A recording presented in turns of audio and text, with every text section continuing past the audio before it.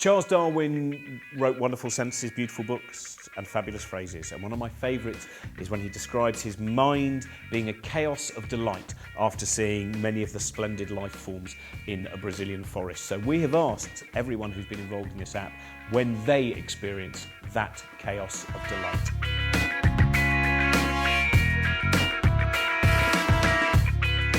I think every scientist is motivated by curiosity and discovery, and we each have those moments when we have some insight or we have some advance in our understanding, and it will typically be the results of an experiment, the analysis of the results, and these provide those little moments of reinforcement. They're very intermittent, they don't come very often, and we also have a lot of rejection.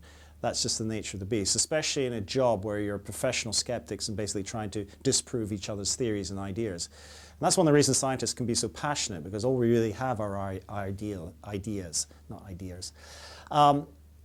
Grant applications, it's harder to get money these days, so when you have success in that front, that can be another little moment of joy.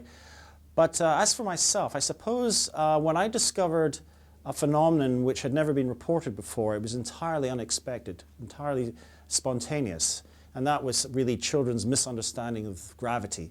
They think that everything always falls straight down, and indeed many adults think that as well. When I discovered that actually that was what we call a naive theory, that was a moment of joy. And what happened in the subsequent 15 years, other people have picked up the idea and developed it and run with it, but I was the first person to actually observe it. Even though I wasn't actually looking for it, it was just one of those moments. Can you tell me more about what you mean when you say a naive theory? Right, so I work in children's conceptual development. I've worked on all aspects of development, from eye movements up into beliefs about ghosts.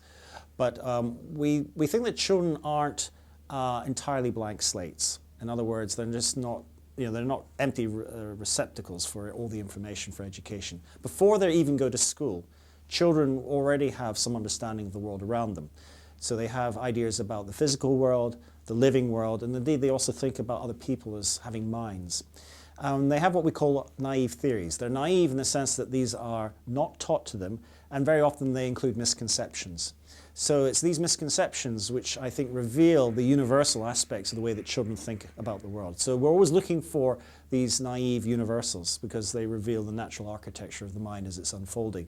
We're not particularly interested in how best to educate children, although of course having understanding of what the child's naive understanding is a really good way and should be integrated into the way that we teach them.